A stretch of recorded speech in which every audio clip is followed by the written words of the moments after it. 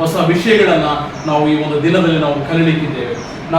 ಈ ಒಂದು ದಿನದಲ್ಲಿ ಒನ್ ಮಾರ್ನಿಂಗ್ ಹ್ಯಾಬಿಟ್ ಎಂಬುದಾಗಿ ಒಂದು ಮುಂಜಾವದ ಒಂದು ಹವ್ಯಾಸವನ್ನು ದೇವರಿಗೆ ನೋವನ್ನು ಉಂಟು ಮಾಡುವಂಥದ್ದಾಗಿದೆ, ದೇವರಿಗೆ ದುಃಖಪಡಿಸುವಂಥದ್ದಾಗಿದೆ, ದೇವರಿಗೆ ಕೋಪವನ್ನು ಎಬ್ಬಿಸುವಂತಾಗಿದೆ. ಆ ಒನ್ ಮಾರ್ನಿಂಗ್ ಹ್ಯಾಬಿಟ್ ಯಾವುದನ್ನು ನೋಡುವಾಗ ಆ ಹ್ಯಾಬಿಟ್ ಆಫ್ ನೆಗ್ಲೆಕ್ಟಿಂಗ್ ಪ್ರೇಯರ್ ಎಂಬುದಾಗಿ, ಪ್ರಾರ್ಥನೆಯನ್ನ ನೀನು ನೆಗ್ಲೆಕ್ಟ್ ಮಾಡುವುದಾಗಿದ್ದಲ್ಲಿ ಅದನ್ನು ದೇವರಿಗೆ ದುಃಖಪಡಿಸುವಂಥದ್ದಾಗಿದೆ, ಅದನ್ನು ದೇವರೊಂದಿಗೆ ಕೋಪವನ್ನು ಉಂಟು ಮಾಡುವಂಥದ್ದಾಗಿದೆ. ಯಾವಾಗ ನೀವು ಈ ಒಂದು ಹ್ಯಾಬಿಟ್ ಆಫ್ ನೆಗ್ಲೆಕ್ಟಿಂಗ್ ಪ್ರೇಯರನ್ನು, ನೀನು ಪ್ರೇಯರನ್ನ ನೆಗ್ಲೆಕ್ಟ್ ಮಾಡುವ ಒಂದು ಹ್ಯಾಬಿಟನ್ನು ನೀನು ಬೆಳೆಸ್ಕೊಂಡಿದ್ದಲ್ಲಿ ಏನಾಗುತ್ತೆ ಅಂದರೆ ಅದನ್ನು ದೇವರಿಗೆ ಕೋಪವನ್ನು ಉಂಟು ಮಾಡುವಂಥದ್ದಾಗಿದೆ.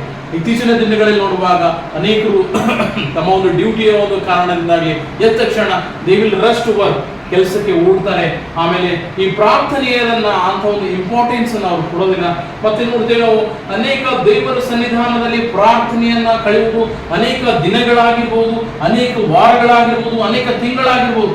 ಆತನ ಪಾದದಲ್ಲಿ ಕೂತು ನೀನು ಮಾತನಾಡದ ಇರ್ತಕ್ಕಂಥ ದಿನಗಳೆಷ್ಟು, ಆತನ ಪಾದದಲ್ಲಿ ಕೂತು ನೀನು ಮಾತನಾಡದಂತಹ, ನೀನು ಪ್ರಾರ್ಥನೆ ಮಾಡದಂತಹ ವಾರಗಳೆಷ್ಟು ಎಂಬುದಾಗಿ ನೀನು ಯೋಚನೆಯನ್ನು ಮಾಡಿದೀಯಾ?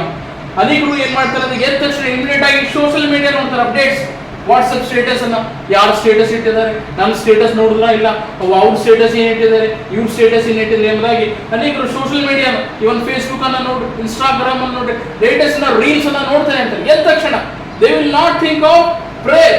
ಪ್ರಾರ್ಥನೆಯನ್ನ ನಾನು ಮಾಡಬೇಕು ಅನ್ನೋದಲ್ಲ, ಅವರ ಪ್ರಾರ್ಥನೆಯನ್ನು ಅವರು ನೆಗ್ಲೆಕ್ಟ್ ಅನ್ನ ಮಾಡಿ ಅವರು ಸೋಷಿಯಲ್ ಮೀಡಿಯಾನ ಇಮಿಡಿಯೇಟ್ ಆಗಿ ಮೊಬೈಲ್ ಪಿಕ್ ಮಾಡ್ತಾರೆ. ಎದ್ದ ತಕ್ಷಣ ಕೆಲವರು ಹ್ಯಾಬಿಟ್ ಆಗಿಬಿಡುತ್ತೆ, ಎದ್ದ ತಕ್ಷಣ ಮೊಬೈಲ್ ತಗೊಳ್ಳೋದು. ನಾವು ಹಾಗೆ ಮಾಡ್ತಾ ಇದ್ದೇನೆ, ಯೋಚನೆ ಮಾಡಿ. ಕೆಲವರು ಎದ್ದ ತಕ್ಷಣ ಏನ್ ಮಾಡ್ತಾರೆ, ನ್ಯೂಸ್ ನೋಡ್ತಾರೆ, ಏನಾಯ್ತು ಇವತ್ತು, ಏನಾಯ್ತು ಸರ್ಕಾರ, ಏನಾಯ್ತು ಸಮಾಜ, ಏನಾಯ್ತು, ಏನಾಗಿದೆ, ಎಲ್ಲಿ ಏನಾಗಿದೆ, ಇಮಿಡಿಯೇಟ್ ಆಗಿ ನ್ಯೂಸ್ ನೋಡ್ತಾರೆ. But they will not think of pray. ಇನ್ನು ಕೆಲವು ಮಾಡ್ತಾರೆ, ಈ ರೀತಿಯಲ್ಲಿ ನೀನು ಅಷ್ಟುವರೆಗೂ ಪ್ರಾರ್ಥನೆಯನ್ನ, ನೀನು ಅಷ್ಟೊಂದು ಅವಶ್ಯಕತೆಯನ್ನ ನಿನ್ನ ಜೀವಿತದಲ್ಲಿ ನೀನು ಪರಿಗಣಿಸದೇ ಇದ್ದಲ್ಲಿ, ನೀನು ಪ್ರಾರ್ಥನೆ ಮಾಡದೇ ಇರ್ತಕ್ಕಂಥ ದಿನಗಳು, ವಾರಗಳು, ತಿಂಗಳು ಕಳೆದಲ್ಲಿ, ನೀನು ಪ್ರಾರ್ಥನೆ ವಿಷಯವನ್ನ ಬಿಟ್ಟು ಸೋಷಿಯಲ್ ಮೀಡಿಯಾ ಅಪ್ಡೇಟ್ಸ್ಗಳನ್ನ, ನ್ಯೂಸ್ ಅನ್ನು ಮಾಡುವಾಗ ಇದು ನಿನಗೆ ಡಿಸ್ಟೆನ್ಸ್ ಫ್ರಮ್ ಗಾಡ್ ಮಾಡ್ಬಿಡ್ತದೆ. ದೇವರನ್ನ ನಿನ್ನನ್ನ ಅದು ಡಿಸ್ಟೆನ್ಸ್ ಮಾಡ್ಬಿಡ್ತದೆ. ಮತ್ತೆ ಈ ಒಂದು ವೇಳೆ ಡಿಸ್ಟೆನ್ಸ್ ಆಗಿದ್ದಾಗ ಏನಾಗುತ್ತೆ, ಹಾರ್ಡ್ ಟು ಓವರ್ಕಮ್ ಟೆಂಪ್ಟೇಷನ್. ನಿನಗೆ ಬರ್ತಕ್ಕಂಥ ಶೋಧನೆಗಳನ್ನ ನಿನಗೆ ಎದುರಿಸಲಿಕ್ಕೆ ಆಗಲ್ಲ, ಅದು ತುಂಬಾ ಹಾರ್ಡ್ ಅನ್ಸುತ್ತೆ. ಅಯ್ಯೋ ಇದು ಎಂತ ಎಷ್ಟು ದೊಡ್ಡದು ಒಂದು ಶೋಧನೆ ಬಂದಿದೆ ಅಲ್ಲ ಎಂಬುದಾಗಿ ನೀವು ಯೋಚನೆ ಮಾಡಬೇಕು. ಯಾಕೆ ನಾವು ಹ್ಯಾಬಿಟ್ ಆಫ್ ನೆಗ್ಲೆಕ್ಟಿಂಗ್ ಪ್ರೇಯರ್ನ ಬೆಳೆಸೋಕೆ ಅಂತ ನೋಡುವಾಗ ನಾವು ಲ್ಯಾಕ್ ಆಫ್ ಪ್ರಯಾರಿಟಿ, ನಾವು ಪ್ರಯಾರಿಟಿನ ಇಟ್ಕೊಳ್ಳಲ್ಲ. ನಾನು ಎದ್ದ ತಕ್ಷಣ ಪ್ರಾರ್ಥನೆ ಮಾಡಬೇಕಾದ್ರೆ ನಾವು ಮೊದಲನೇ ಒಂದು ಪ್ರಯಾರಿಟಿ ಎಂಬುದಾಗಿ ನಾವು ಅದನ್ನ ಪರಿಗಣಿಸುವುದಿಲ್ಲ. ಅನೇಕರು ಏನ್ ಮಾಡ್ತಾರೆ, ಎದ್ದ ತಕ್ಷಣ ದೇವರು ರೆಡಿ ಫಾರ್ ಜಿಮ್ ಅನ್ನು ಆನ್ ಪ್ರಯಾರಿಟಿ ಇಟ್ಕೊಳ್ತಾರೆ. ಮಸ್ಕಿನ early in the morning you have to go for gym ಅಂತ ಜಿಮ್ ಅನ್ನು ಪ್ರಯಾರಿಟಿ ಇಟ್ಕೊಳ್ತಾರೆ. ಇಮಿಡಿಯೇಟ್ ಆಗಿ ಕೆಲವರು ಟೆಲಿವಿಷನ್ ಇಟ್ಕೊಳ್ತಾರೆ, ಎದ್ದ ತಕ್ಷಣ ನ್ಯೂಸ್ ನೋಡ್ಬೇಕು, ಟಿವಿ ಆನ್ ಮಾಡ್ಬೇಕಂತ. ಕೆಲವರು ಈ ಪ್ರಾರ್ಥನೆ ವ್ಯಾಲ್ಯೂ ಅನ್ನೋದೇ ಪರಿಗಣಿಸಿದ್ರು. ಕರ್ತವ್ಯ ಪ್ರಿಯ ಸಹೋದರಿಯರೇ, ಈ ಪ್ರಾರ್ಥನೆ ಅನ್ನೋದನ್ನ ಇದೊಂದು ಅಪಾರ್ಚುನಿಟಿ ಆಗಿದೆ, ಇದೊಂದು ಅವಶ್ಯಕತೆ, ಅವಕಾಶವಾಗಿದೆ, ಇದು ಒಂದು ಸೌಭಾಗ್ಯ.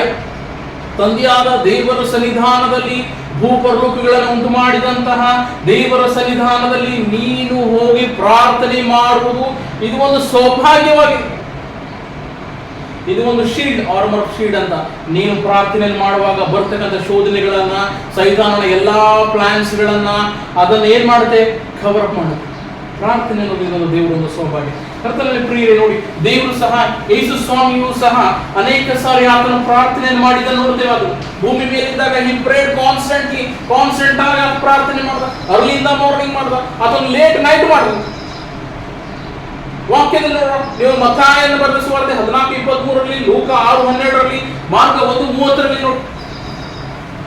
ಲೂಕ 6:12 ನೋಡುವಾಗ ಆ ದಿವಸಗಳಲ್ಲಿ ಆತನು ಪ್ರಾರ್ಥನೆ ಮಾಡುವುದಕ್ಕಾಗಿ ಬೆಟ್ಟಕ್ಕೆ ಹೋಗಿ ರಾತ್ರಿಯನ್ನೆಲ್ಲ ಪ್ರಾರ್ಥನೆಯಲ್ಲಿ ಕಳೆದನೆಂಬುದಾಗಿ ನೋಡಿ.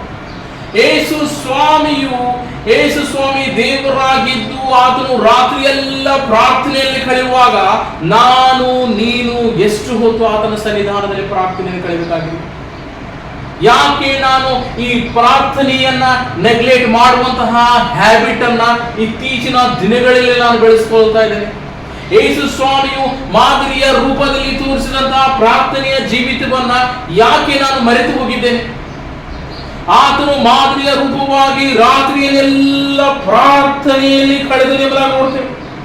ನೀವು ಮತ್ತಾಯನ ಬರೆದ ಸುವಾರ್ತೆ 14ನೇ ಅಧ್ಯಾಯ 23ರಲ್ಲಿ ನೋಡಿ.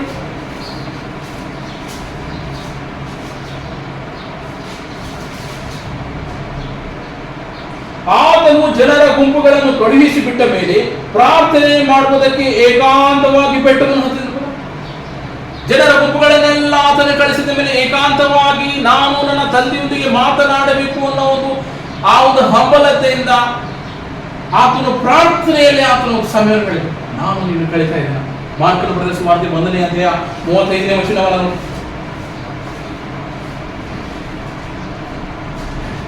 ನಿಮಗೋಸ್ಕರ ನಾನು ಓದ್ತೇನೆ.